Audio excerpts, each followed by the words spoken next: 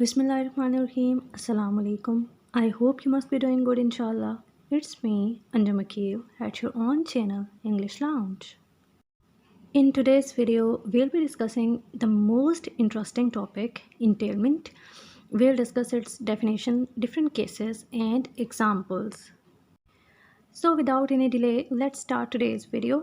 सबसे पहले हम देखेंगे कि entailment की definition क्या है. In entailment, there is usually a pair of sentences and the truth of one derives from the truth of other. बहुत ही सिंपल सी इसकी डेफिनेशन है कि इंटेलमेंट में ये होता है कि हमारे पास जो पेयर्स होते हैं, ठीक है, सेंटेंसेस के, यानी हमारे पास दो सेंटेंसेस आ जाते हैं. जैसे हम ये अंदाज़ा करते हैं, दो होते हैं, चार होते हैं, तीन होते हैं, जिस तरह से भी है, ठीक है. और एक का जो ट्रुथ है हम दूसरे से निकालते हैं कि अगर एक ठीक है तो दूसरा सेंटेंस भी ठीक होगा. अगर एक सेंटेंस गलत है, यानी वो स्टेटमेंट गलत है, वो स्टेटमेंट सच्ची नहीं है, तो दूसरी स्टेटमेंट भी ठीक नहीं होगी.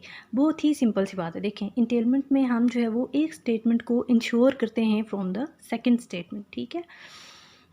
ये हम एग्जाम्पल्स देखेंगे तो ज़्यादा अच्छे से क्लियर हो जाएगा और बहुत ही आपको ये इंटरेस्टिंग टॉपिक लगेगा. हमारे पास फर्स्ट एग्जांपल में टू सेंटेंसेस हैं. फर्स्ट सेंटेंस है हमारे पास कि Ahmed rides his bike to office every day. Second sentence है Ahmed can ride a bike.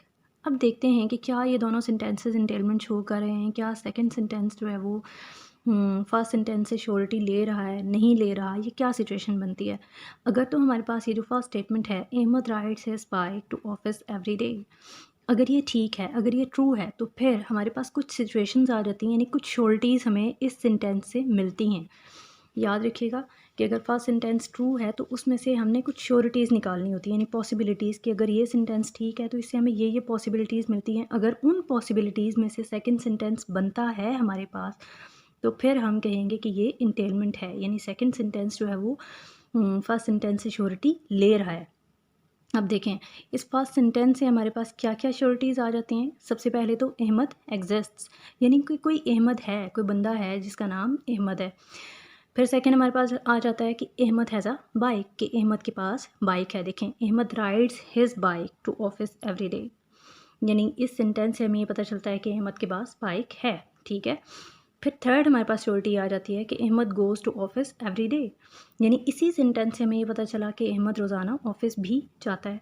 फिर फोर्थ हमारे पास ये आ जाता है कि Ahmad can ride a bike, कि अहमद जो है वो बाइक राइड कर सकता है. यानी ये चार श्योरिटीज़ हमें इस फर्स्ट सेंटेंस हमें मिल जाती हैं अगर ये फर्स्ट सेंटेंस ठीक है, ठीक है. यानी कि ये इंटेलमेंट्स हमारे पास आ जाते हैं.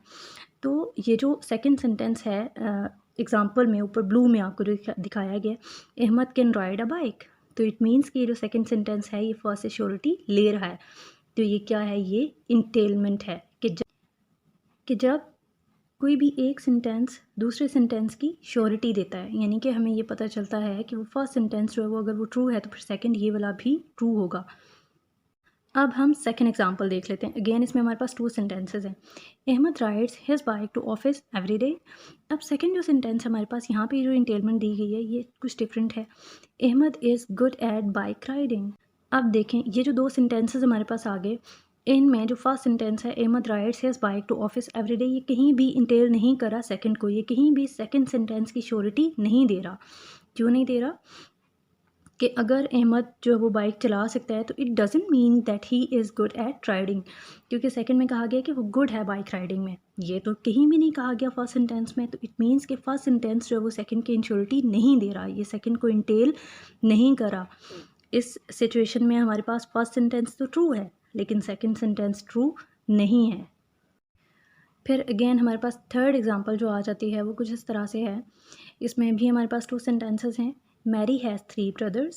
सेकंड सेंटेंस है Mary went outside with her 3 brothers. अगर हमारे पास फर्स्ट स्टेटमेंट जो है मैरी हैज़ 3 ब्रदर्स, ठीक है, ये अगर ट्रू है तो फिर हमारे पास कुछ जो वो अगेन इंटेलमेंट्स आ जाती हैं, यानी कुछ जो वो पॉसिबिलिटीज़ आ जाती हैं. वो ये कि मैरी एग्जिस्ट करती है, यानी कोई बंदी है कि जिसका नाम मैरी है. फिर जो वो मैरी के 3 भाई हैं या मैरी के जो है वो भाई हैं, ठीक है.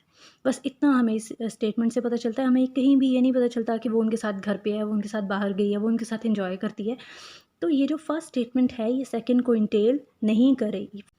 ये जो फर्स्ट स्टेटमेंट है ये कहीं भी सेकंड स्टेटमेंट की श्योरिटी नहीं दे रही, ये कहीं भी इसको इंटेल नहीं कर रही, ये हमें नहीं बता रही that second statement is true. तो हमारे पास जो पॉसिबिलिटीज़ आई हैं उनमें कहीं भी जो सेकंड सेंटेंस है वो पॉसिबिलिटीज़ में नहीं है। तो हम कहेंगे कि इस सिचुएशन में जो फर्स्ट स्टेटमेंट है वो ट्रू है और सेकंड स्टेटमेंट फॉल्स है, यानी ये जो इंटेलमेंट इससे निकाली गई है वो ट्रू नहीं है।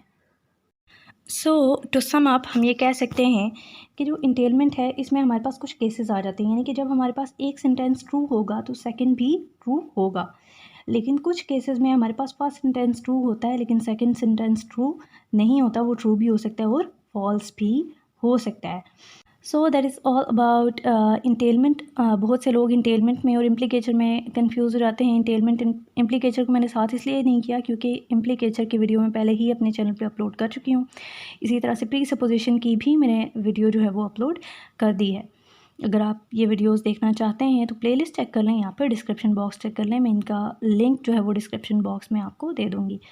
वीडियो को लाइक करना और चैनल को सब्सक्राइब करना ना भूलिएगा। Thank you so much. अल्लाह हाफिज़।